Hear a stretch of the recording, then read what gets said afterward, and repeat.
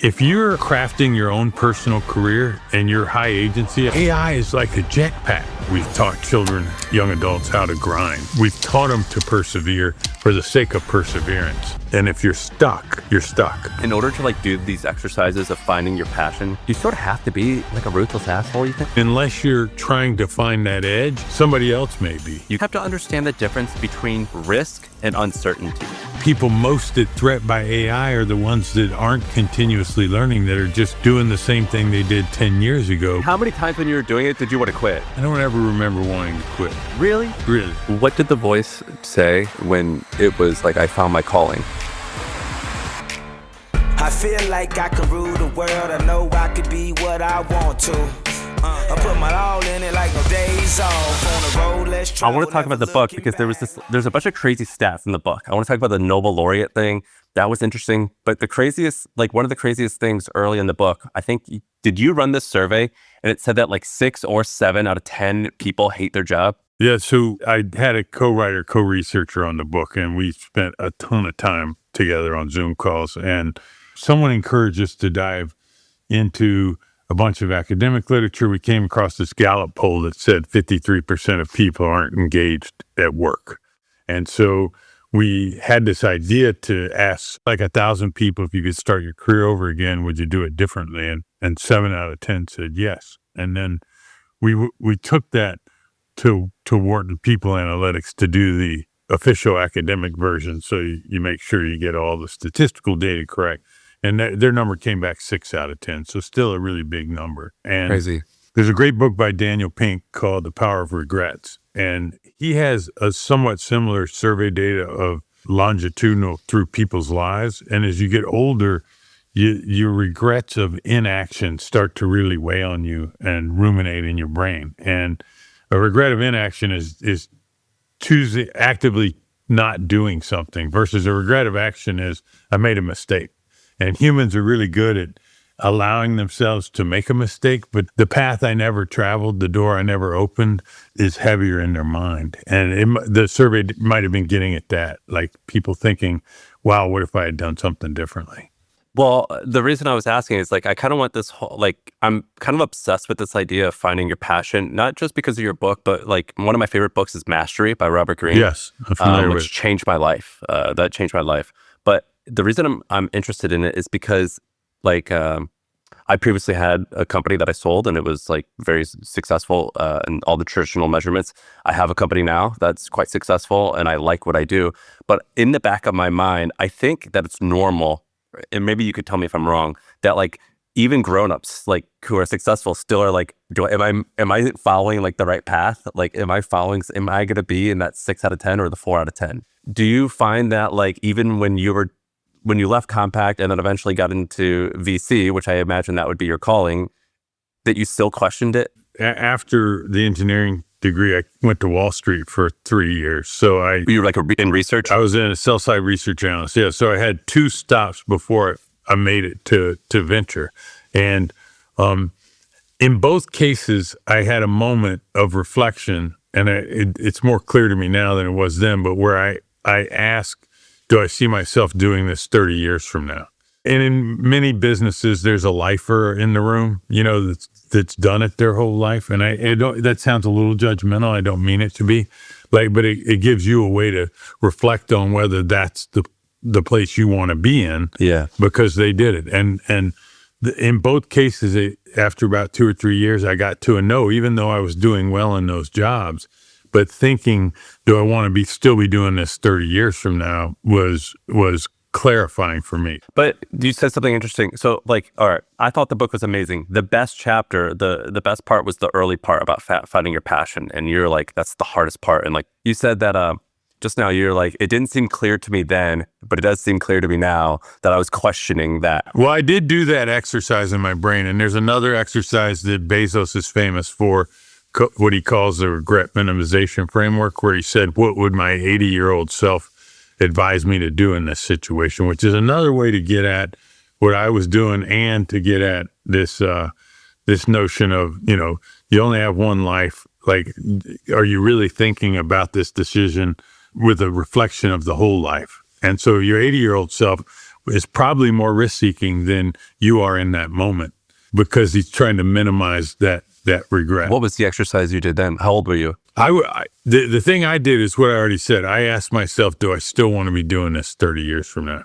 And I did it once when I was an engineer, so I was 23, 24. But was that voice loud? I think it was loud. I had no inhibitions whatsoever about walking away. Like, it didn't bother me. And I may have benefited in the back of my brain from the fact that my father went across the country. He took a flyer on a job.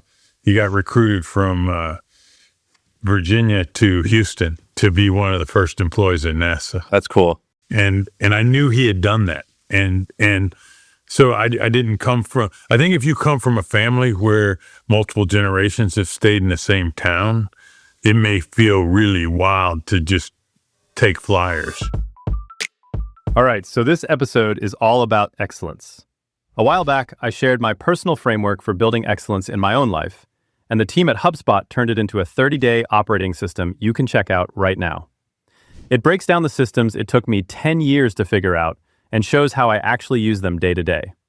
These are systems that genuinely changed my life. So if you want to build a good life, scan the QR code or click the link in the description. Now, let's get back to the show. When I was 21 years old, I'm from Missouri. I went to school in Nashville, Tennessee. I had a hot dog stand, and that's how I paid my way through college. It was called Southern Sam's, wieners as big as a baby's arm. And we had a bunch of locations at these hot dog stands. It was really fun. And I was like, this is so hard to be out in Tennessee weather selling hot dogs. It was so hard. And so I Googled, like, where do internet companies live? Because I didn't even know, because I was obsessed with the internet. And it said San Francisco. And I was like, what internet companies are cool? Or like, I don't know, what's like the hot thing? Well, at the time, it was Uber. At the time, it was called Uber Cab still, and Air Bed and Breakfast. Yeah. And so I started looking at this thing called Air Bed and Breakfast.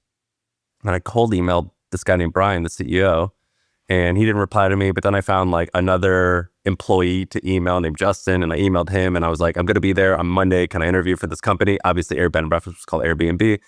And they're like, yeah, you live in the Bay Area? And I was like, yeah, I live there, which of course I didn't. I was in college in Tennessee.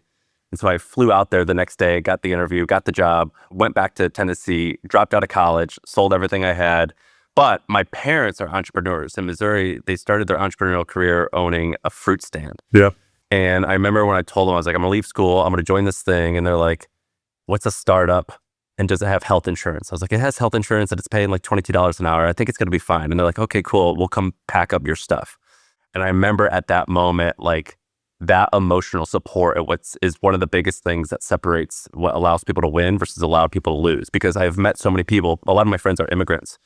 And like the immigrant experience is interesting because a lot of the immigrants, it seems like they fall in two categories. One category is like they came here with nothing. So they're willing to do anything to win, and they go down one path. And then the other path is, I came here to create a big life. Don't screw this up. Take the safe path. Right. And my parents were not the safe path. And that was like the most support that they could have for me. And it was so amazing. I'm so glad you told that story because even though the person this book is written towards is the person on the career path, and I mean that we don't have a chapter on how to advise people. Like, it's not written for the advisor, but I think it will be particularly interesting to parents and advisors to test whether or not they're willing to help support people in the way that your parents did. Well, I think that's a big deal because, like, for example, you go to the doctor to get like your basic stuff checked.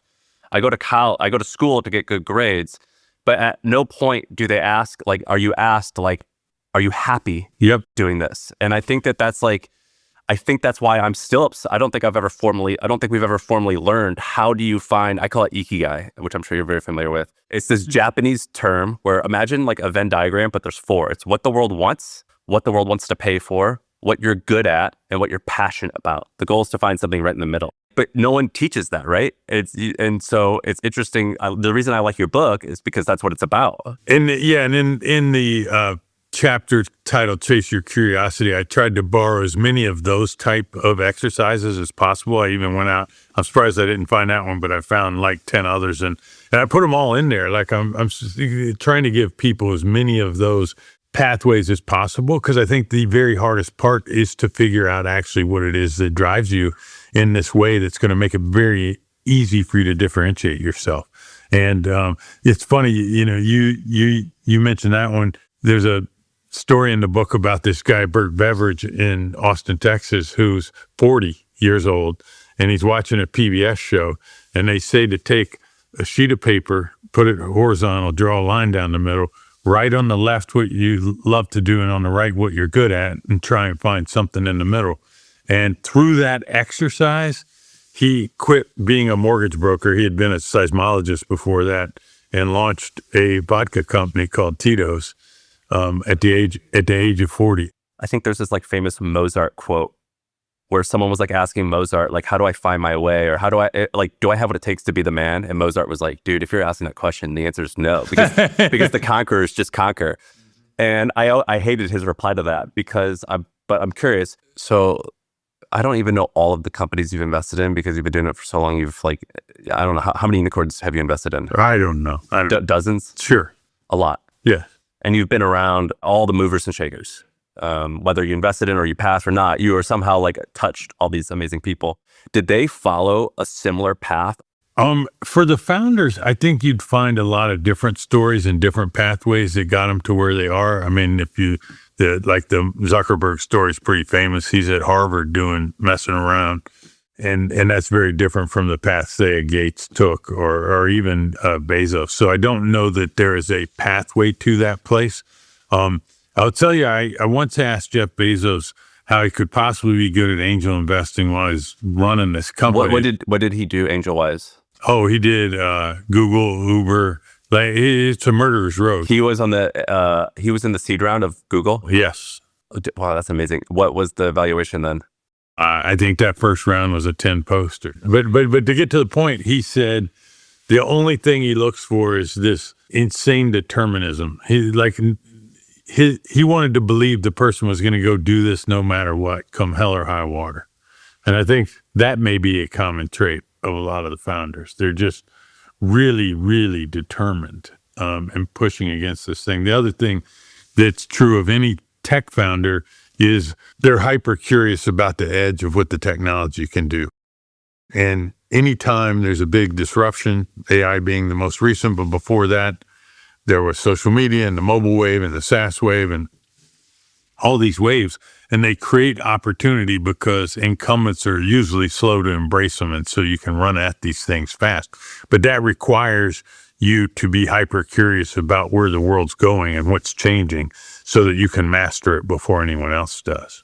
There's this cool book called Grit. We talked about it a ton here on this podcast, and you cite it a bunch. Yeah. It's awesome. I forget the exact equation, but it's basically like Angela Duckworth, she's like, I think she started the original book with 50% passion and 50% perseverance. And one thing we actually had a chance to talk to her, which I'm super grateful for.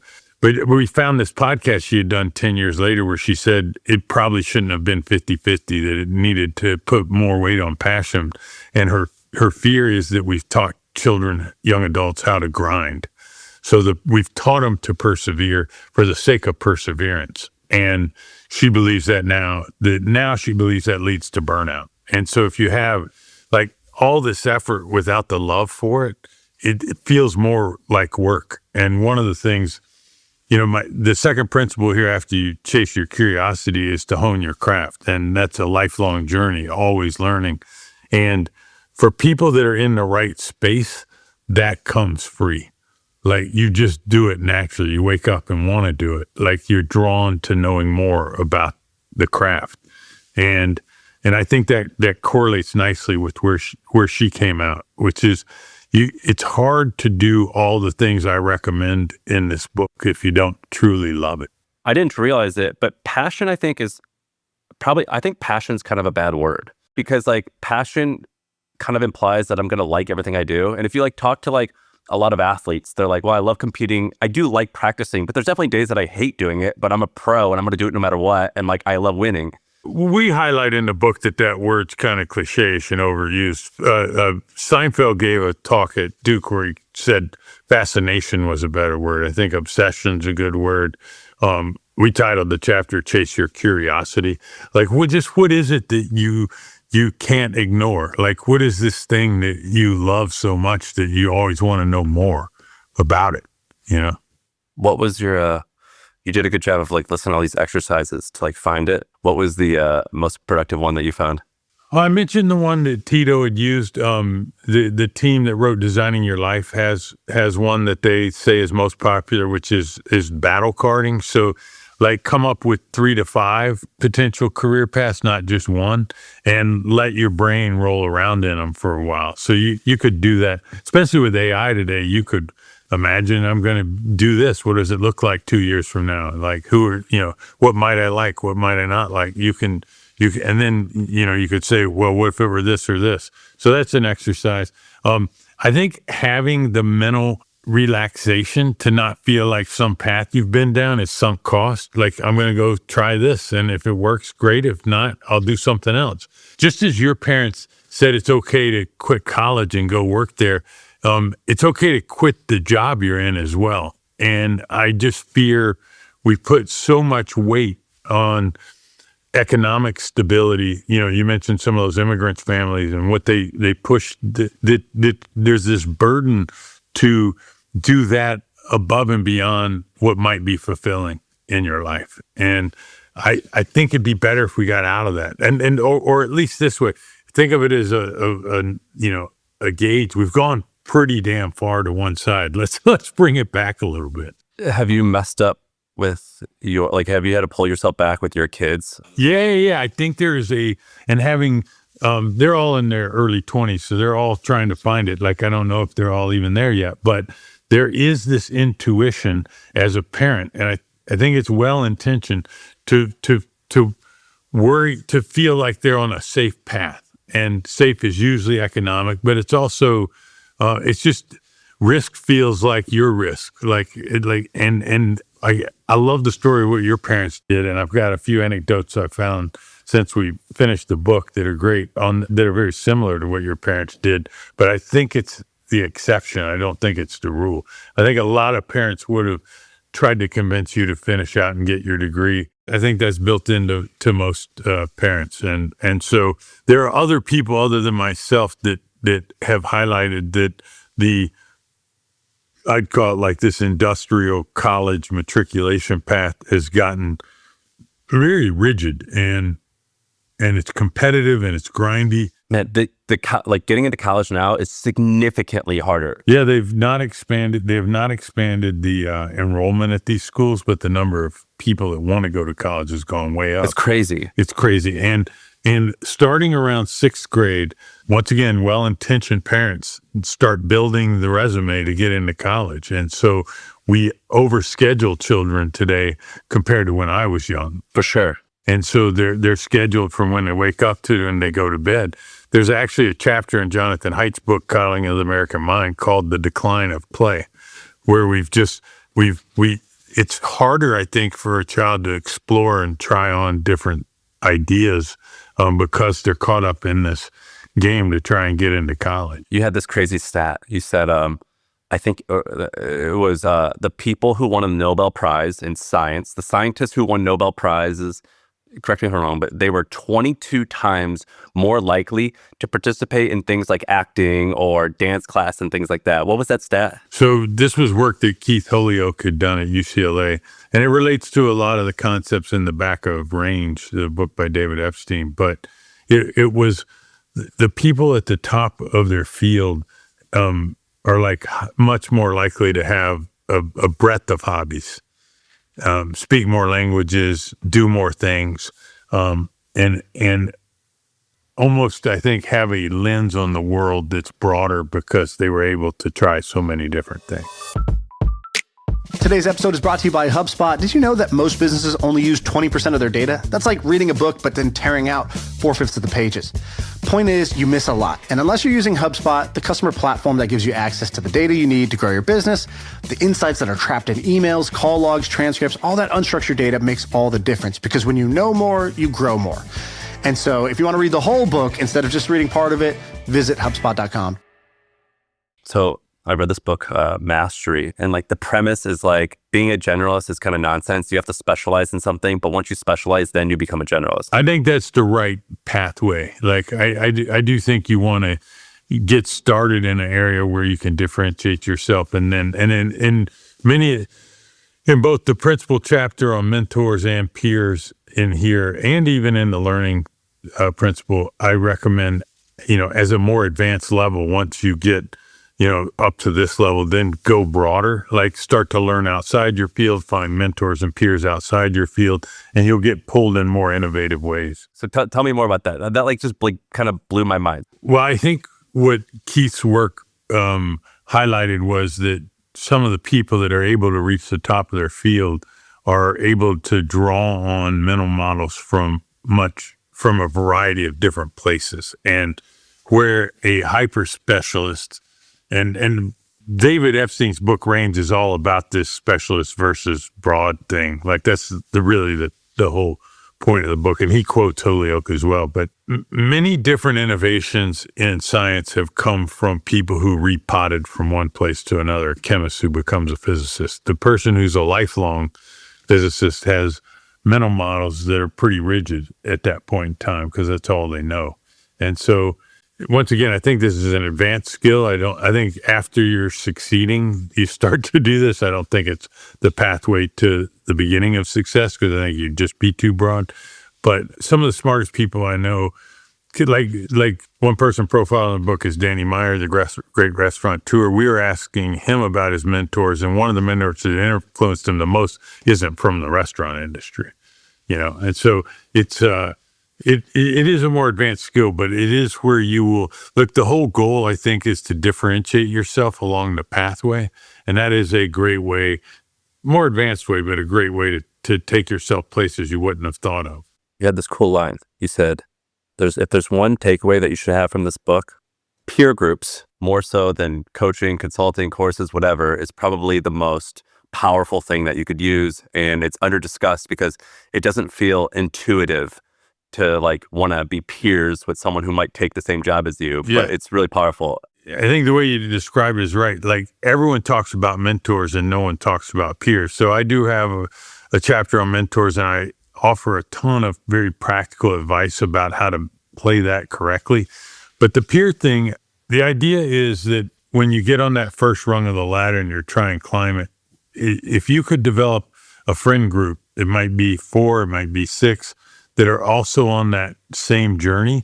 And hopefully, I think outside your organization, I think you could start maybe with one person in your org, but for all the reasons we just talked about, how breadth of knowledge might give you insights you wouldn't have, if they're outside your org, they're going to see different cultures, they're going to see different management structures, they're going to bring a different viewpoint to you that you wouldn't have had if they were inside.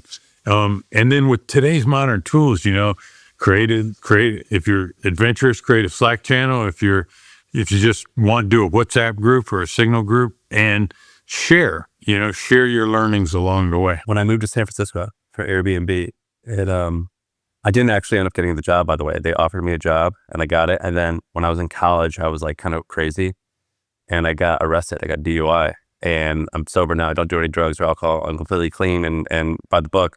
But they were like, you lied on your resume. You said you didn't have a criminal record. And so I didn't end up getting to start. And so I was stuck out in San Francisco. I was like, what the hell am I going to do? So I ended up starting a company, and it worked out well, but it was like super low point in my life. And when I got there, I created this thing called the Anti-MBA.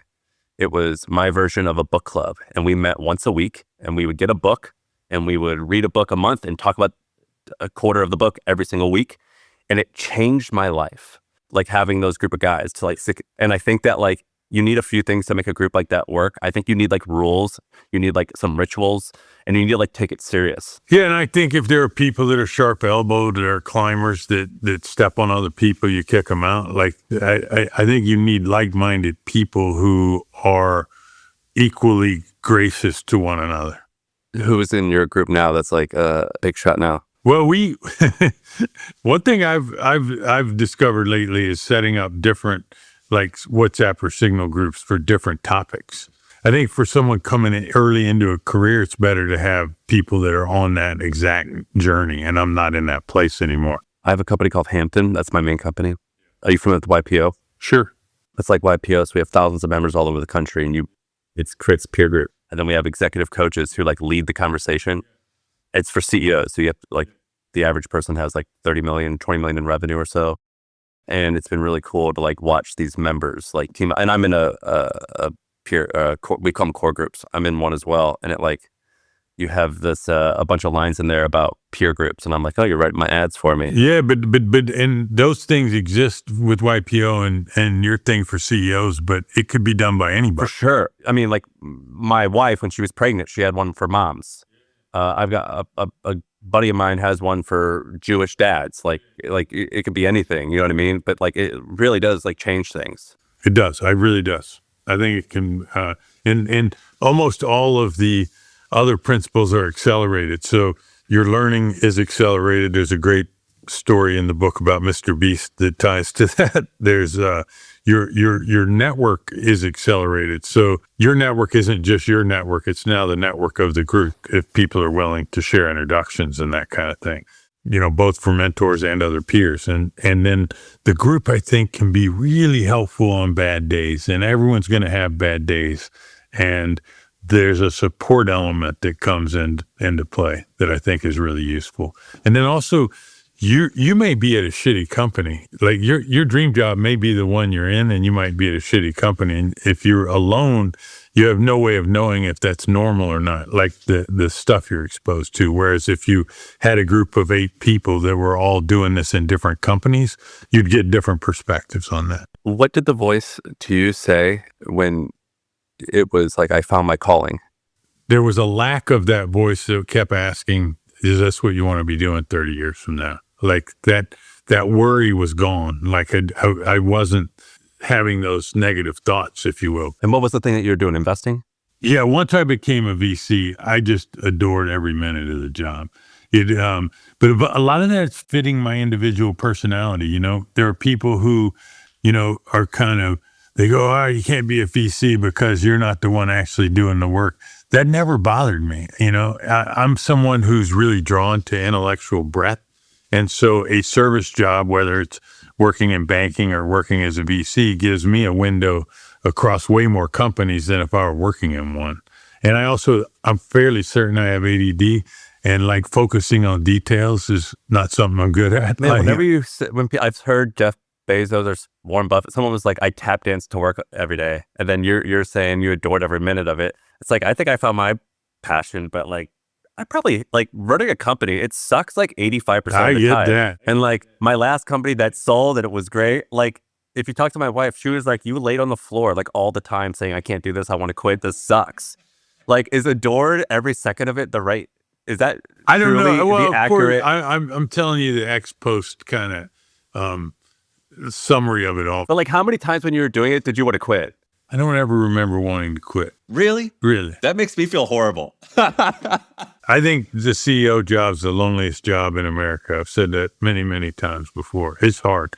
And one of the things that makes it particularly hard, you need to run culturally opposite what's happening at the company. So if the company's doing poorly, you have to bring the positive energy and make people believe it's possible. And if the company's running hot, you want to bring them down to earth. And this is my theory on why the CEO job's so hard. So running counter emotionally to what everybody else in the organization feels is exhausting. It's exhausting in a world where like I've grown to dislike the word and the idea of authenticity. It's sort of like when you're a young kid and you're trying to meet girls, people say, just be yourself. And I'm like, girls don't like myself. Like, why would I be myself? Like, I need to change and be better. And then people are like, be authentic. And I'm like, but I'm not a good leader. I need to be better. You know what I mean? And so they'll be like, be authentic. Like, be transparent with your team. Tell them that you're not feeling great. I'm like, no, lie. Like, you have to like convince them that like, we're going to figure this out. And somehow you know what I mean? I do. Leadership's really, really hard. I think one of the things that is often not talked about enough in the whole, both Silicon Valley and just the celebration of the founder is that if you're successful and your company grows, you're going to go from 10 employees to 100 employees to 1,000 employees. And eventually leadership's going to be required and matter. And you don't have a place to learn that, It's not, there's no book that teaches, oh, here, you're a founder, you want to learn to lead people, and it's not discussed much. But the Zuckerbergs of the world, I know for a fact that Larry and Sergey, there's this gentleman named Bill Campbell who has unfortunately passed. He was $1 trillion coach. Yes, Campbell was there 10 years after the IPO. He was still running the weekly team meetings with Larry and Sergey. Were they just bad leaders? I mean, what? I don't know. Steve Jobs used Bill also, so I don't know that makes him bad. I'm just highlighting the fact that there's no reason from a DNA standpoint that a founder should naturally be able to lead 1,000 people, because there's a skill set required to lead 1,000 people, and no one's taught it to you. Can you learn it? Yeah, I think you can learn it. I think certain people have. I think Zuckerberg's learned it. I think Bezos didn't have any leadership skills going in. Like, he had never run a large team before. What do you suggest to someone to learn how to be a better leader? Get to know Bill Campbell, but that's no longer with us. So, I've often said, get 2 or 3 mentors that have ran large groups. They will all have their leadership philosophy and patterns, and try those on and see which one fits you the best. So maybe that's in the middle between the authentic and not. Like, you having a program and philosophy is better than none. I can't tell you how many founders have gotten to like 200 employees and they're not running a weekly meeting. Like, they don't know to do it. So some structure is better than no structure. And therefore, rather than say one of those CEOs you talk to is absolutely right, find out what they're doing and see which one feels best for you and your org. Well, you talked about that with Danny Meyer. Danny Meyer, I think probably most known outside of New York for founding Shake Shack. You said that I think he was going to be a lawyer or something, and he hated it. But he went and toured a bunch. His uncle was like, "Dude, what are you doing? You got to get in the restaurant business." And so what he did was he did like a field trip to like tour restaurants, and then eventually got a part-time job as working at a restaurant before starting his restaurant. Yeah, he also did a tour through Europe as a stage, which is a fancy word for work for free. But you, in the book, you're like, he still does that. So like whenever like they're opening up a new restaurant, he goes and like field trips. And then you're like, when he opened up, I think a barbecue place, he like went back to St. Louis and like tested stuff. Is there a world where like a white collar job person can take these field trips? Like, I think so, or at least the notion of it. One of the arguments I make, like pound the table in the learning chapter, is that most people don't think about continuous learning in their job. Now, the founders do because they're learning these new technologies, and maybe doctors do because it's required by law. But most people that get into a field, I think the college experience and the high school experience were so exhausting, they're like worn out, and they're like, I'm glad I'm done learning, and then they're going to go to work. But whatever you do, I guarantee you, especially with AI out there, there's some nuance of what you could be doing that's new. And unless you're trying to find that edge, somebody else may be. And I think the people most at threat by AI are the ones that aren't continuously learning, that are just kind of doing the same thing they did 10 years ago because they're kind of a widget, and that could be automated. And the people that are curious about what's possible, they're naturally going to see this AI thing pop up and go, wow, that's a new tool. I better figure out what it can do for me. And those are the people that are hardest to replace. Like if your company's trying to figure out AI and one of your employees is spending more time on it than everybody else, they're the last person you're going to fire. I think that like what I've been trying to tell a lot of, like, we have a lot of young people listen, particularly a lot of young men. And I'm like, you have to understand the difference between risk and uncertainty. And that risk is oftentimes a lot less than people think, but uncertainty will always exist no matter what. And you just have to get comfortable with that. And I think that in order to reduce risk, I don't think people realize how many things in life they can try before they buy. For example, I moved from Texas up here. Yeah. I rented an Airbnb for 2 weeks in a neighborhood that I wanted to see. And like, I tested it out and I actually realized I hated that neighborhood, but I like this other area. Yeah. Or like, you could do that. I remember before one time I wanted to buy a fancy car. I tested it on Toro and I was like, oh, I don't want to own this car. This is a pain in the ass. Yeah. And like, you can email someone, you got to email probably 50 people, and you could like actually shadow them. Most decisions are reversible, and there are ways to like reduce risk. No doubt. And when I was an engineer and before I went to Wall Street, it turns out I had read Peter Lynch's One Up on Wall Street. I was trading stocks in my spare time. So unconsciously, I was testing that in this field that I would eventually go towards. And so, yes, like don't quit your job tomorrow just because you're unhappy. Start figuring out that what direction is the right direction to move towards. Some of the people that you talk about, like for example, in the book, you talk about Robert Zimmerman, aka Bob Dylan, and you're like, he found his fascination and he like followed it like pretty ruthlessly and became Bob Dylan. But then you also are like, he's also like, you barely mentioned this, but you're like, he's notoriously prickly, like he's hard to like get close to. But then like, I know you've worked with Travis Kalanick, who's like a pretty wild guy. The people who, in order to like do these exercises of finding your passion, do you sort of have to be like a ruthless asshole, you think? I don't think so. I mean, Danny's one of the nicest humans I've ever met in my entire life. Even though someone like Bobby Knight, who we have in the book, is known as being that way, he's probably got the biggest coaching tree in the history of the sport, which means people have developed underneath him and both as coaches and players and become coaches. So even if, this prickly guy you see throwing the chair is not the one that developed all these humans, and put them on their way and on their path.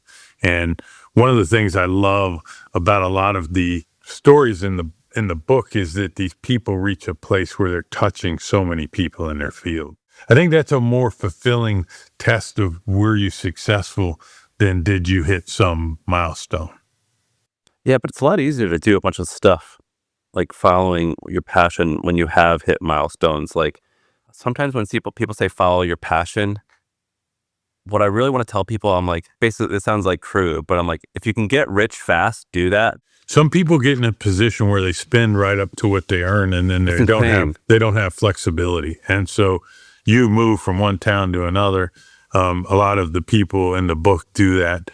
And if you're stuck, you're stuck. You might have to stay in a job because you've built a expense burden that goes right up against the top of it. I saw a ton of those people when I came to New York. What did you see? I mean, we were getting paid decent money, like for... This was when you're a researcher? Yeah, for entry-level jobs, but they would run and they'd go get the place in the Hamptons and they'd join the private club and they'd run their budget right up to the top, sometimes above it. It's where if they don't get the bonus, they're underwater. I know people that make 7 figures a year, $1 million a year, and will literally have $0 in savings. I understand. When early on, I used to use this app called My Weekly Budget, and I created a budget, and I had a spreadsheet that would track how much cash I had saved, so 10,000 to 20,000. It was like, this is how long you could live without any income. So the name of the game was to score away as much cash while keeping expenses low. And it was like anything above 6 months, that's like your FU number, meaning you could like go and like try and experiment. Yeah, it gives you flexibility. Yeah. And it was like ruthlessly disciplined to make that number bigger, even though I didn't make a lot of money, but I was like living very frugally. And I don't think people understand that. And like things like college debt, which I'm very privileged I didn't have, completely ruins it. And so like there's a bunch of these like irreversible decisions that can really screw you up when it comes to like being able to like chase down some of these things. I agree with that. What do you do with the money once you've already made it? This is a question Shaan and I ask our successful guests all the time. And the reason we ask it is because if you are successful, if you do have a little bit of money, information on how to spend or invest your money, it's actually really hard to come by. And I know this because inside of Hampton, which is my community of founders, people ask this question all the time. People who have made $10 or $50 million, how do you spend it? How do you invest it? And so to help solve this problem and answer this question, I actually interviewed 80 plus founders, guys like Scott Galloway, Alex Hormozi, Brian Johnson, people who are worth 50, 100, even billions of dollars. And we got them to reveal everything. So their net worths, how much they pay themselves, their monthly expenses, their portfolio, things like that. And we turned these 80 interviews into one document. And I don't think you can find this type of information literally anywhere on the internet. And it's completely free. So if you want to see behind the net worths of people who are worth billions of dollars and their portfolios, their expenses, everything, you go to joinhampton.com/reveal. Again, joinhampton.com/reveal. Check it out. Last night was special because I sat across from Jim Cramer, and then next to him was Henry Blodgett, who founded Business Insider. Just a lot of like crazy people. When you knew these guys when they were younger, was it clear that you guys were all going to succeed, or have you been surprised that someone has been as successful as they are? Well, I think it goes back to our discussion on peer groups, like connecting with. I've just always found, and I think I got more attuned to this the older I got. Like have a big tent mentality. Like have as many friends as you can. Try not to judge people too much.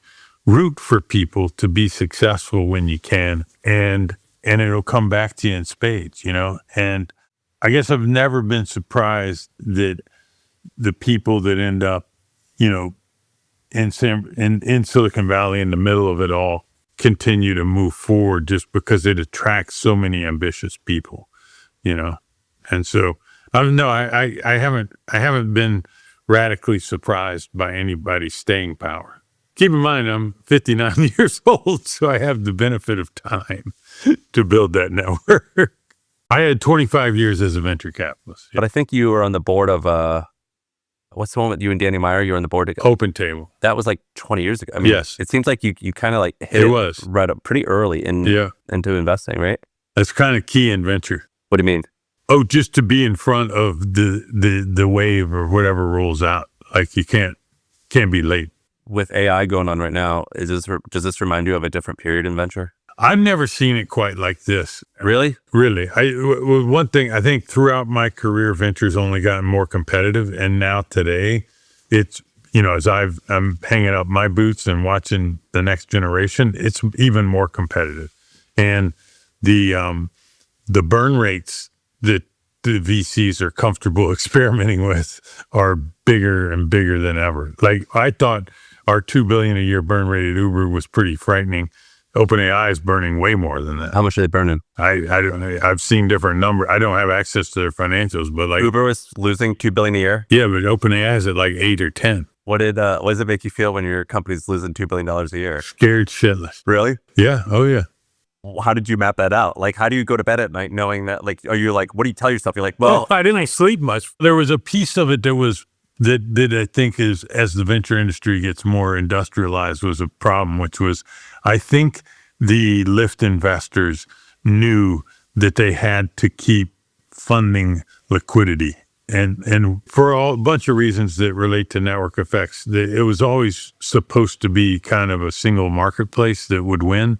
But if you don't have the constraint of financial viability, you can lose money to create to the perception of liquidity. You can pay drivers to be present when they wouldn't naturally be there. Yeah, I used to joke, my last company in San Francisco, we didn't take venture capital, but we used to say we were still VC funded because Uber and all these companies would give like the craziest referrals. So like I remember like giving my referral to everyone. I'm like, oh, I drive on Uber for free, or I ride on Uber for free. I get it. And it wasn't until Lyft went public first, which is probably the best thing that could have ever happened to Uber, where Wall Street held them accountable for being profitable.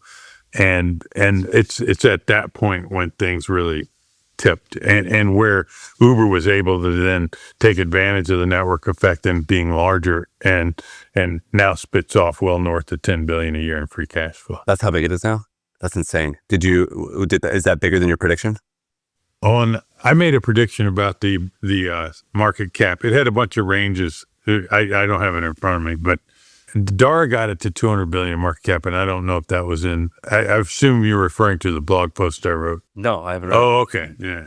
What did you say? Or what was the? There was a professor at NYU that wrote a blog post that said it would only be worth 4 billion, and I pushed back. I remember that. We did talk about that. Yeah. Did you see the blog post the other day on Substack where they're like AI is going to make the economy worse?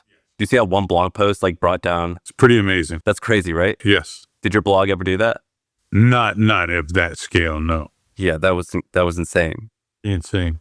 There's a lot of fear out there. Just remember, Warren Buffett said, be greedy when others are fearful, and fearful when others are greedy. So the first wave of AI was a lot of people being greedy, and now all of a sudden there's fear for the first time. So if you're a net buyer of stocks, this is when you sharpen your pencil.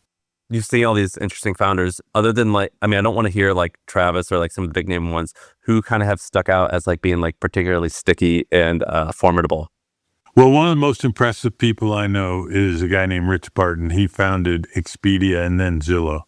Expedia was acquired by Diller, so he knows Barry and all that. But Rich has this remarkable ability to be top 1 percentile as a product technology disruptor, but also as a leader, that thing we were talking about before. And I usually see people tilt one degree or the other and not both. And he's this rare person that does it on both. And so I frequently lean on him for advice. Do you have an example of like a story of like where good leadership changed? Getting companies to pivot fast when they need to. I mean, right now with AI, any companies out there, you mentioned what happened with this report, like that DoorDash is down 5% because the report said you could build DoorDash for free, which I don't believe, but whatever. Yeah, and that report, by the way, for the listener, it was basically like, what happens in the world if AI is so efficient that we don't have jobs, and if we don't have jobs, then we're not buying stuff. And it was just like a story. It was an idea.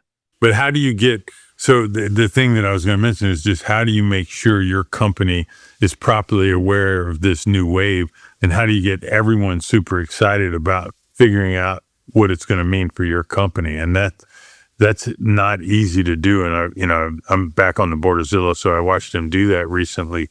And it requires having both the conviction to make that kind of pivot and move, and then the ability to get the people to follow you. That's funny that you said it was like being good at product and being a good leader. I think you also said, do you also say that like Jeff Bezos is one of those guys who does two things really well?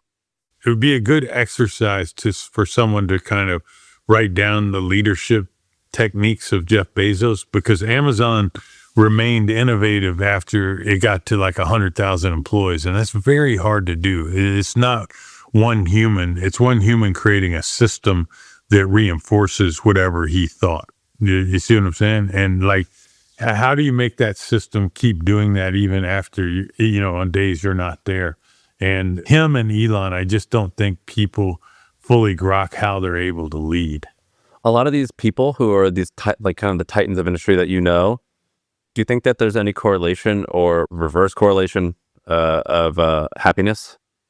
I don't know anyone that laughs louder than Jeff Bezos. If you've been around him when he lets go one of his guffaws, man, I think he really loves life. I'm just saying that I don't think there's a correlation. I mean, I every chance I get, if Toby from Shopify does a podcast or something, I'm eating it up, and I find his attitude on leadership in life to be lighthearted. He seems like another one of these product leadership guys. He has a very unique flavor of leadership. He has a very wise. Beyond wise his years, right? Yeah, there's something wise about him. Do you see where he took screenshots of his computer screen every 10 minutes for the last 20 years? And because he's like, I'm a nerd, and I just love like having this diary of like what was on my, like he was tracking all of this. And he's like, I didn't know what I was going to do with this. Now that AI exists, I can like upload this and like it could like teach me about myself. But he's got this like really cool, I call it like nerd wisdom. Like, Dharmesh at HubSpot? I have met him, but I don't know him as well. He's kind of the same thing where there's these group of guys who are like very, like when you think of a leader, sometimes you think of like a Napoleon, like rah, like rile people up. But there's this other group of like fairly introverted people, and they're quiet. And when they talk, you listen. But I think they're both useful. For someone who's like 18, 19, 20, they're listening to this. You did all this research for this book. What biographies do you suggest they go read? I mean, I think it would be heavily dependent on what interests them. Or rather, what made the biggest impact on you? I don't know if I was reading biographies at 17. I really got into reading when I got to business school, and they're all listed in here. There's 35 books listed at the back of the book. So I think the key is just to, and I don't even know that it has to be reading. There's so many podcasts like the ones you do, and YouTube interviews with people. Like, it's so easy to go learn about something. So I'm just like, whatever interests you, go learn more about it and see if that takes you somewhere. See if that makes you excited. See if it makes you want to pick up the next one. And if it is, I think you're probably in the right lane. If not, just pay attention to what fascinates you. Pay attention to what interests you. I'm a big believer that more people can chase careers in their hobby than someone else might say. Like if there's something you're just super passionate about, even if it's a hobby, you might be surprised. There might be a way to make a career around it. Well, it's a lot easier now with the internet. But by the way, I would love to close with this point that you just made. If you're like I said, if you're someone who's disengaged at work, that went through some process you didn't care about that much, I can understand why this AI thing would feel threatening to you. If you're crafting your own personal career and you're high agency, I think that's the word you used earlier, AI is like a jetpack. Like you can do more stuff than you ever could before. You can learn faster than you ever could before. In the history of time, you can find people to connect with. You can network faster than you ever could before. And so if you have agency and a direction you're headed in, AI is going to make things way better. So I think it's just this interesting paradox that there are people out there who fear that it's going to dismantle them. And there's people out there who are like, oh my God, I've met so many, what I would call like SMB founders or regional founders running, businesses that are laundromats or storage facilities, and they've discovered all the things they can do with AI, and now they feel superhuman. So I'll wrap up with this story. You'll dig this. So my mother-in-law, her name's Smithy. She came here to America from Haiti at like 14 years old. Didn't speak English. Married my father-in-law, Jeff. Jeff owned a moving company. Smithy was a stay-at-home mom for a long time. The kids grew up, and she was like, I'm kind of lost. I need to do something. What's going on? So about 5 years ago, she says to me, she goes, Sam, I think I'm going to start an online store that sells pillows. It's like, pillows? Well, whatever. Sounds good. And I was like, there's this thing called Shopify. Just start there. It's been 5 years since that. She now has a pillow company that sells over $1 million a year in pillows. She has a warehouse in New Jersey with 5 full-time employees selling pillows. She was just on the pod. And she uses AI like all day to she's like, how do I buy an ad? And ChatGPT teaches her, or she's like, how do I, whatever, it's YouTube and ChatGPT, telling her what to do. And she didn't know the word e-commerce. She didn't know what that meant. She basically just knew what Google was, and that was it. And now she, in her late 50s, started a e-commerce business that does millions of dollars a year. That's amazing. Crazy, right? Yeah, no, but there's never been a better time to propel yourself forward if that's what you're prepared to do. Well, thank you for doing this, brother. All right. God bless. Take care. Yeah. I feel like I can rule the world. I know I could be what I want to. I put my all in it like no days off. On the road, let's travel, never looking back.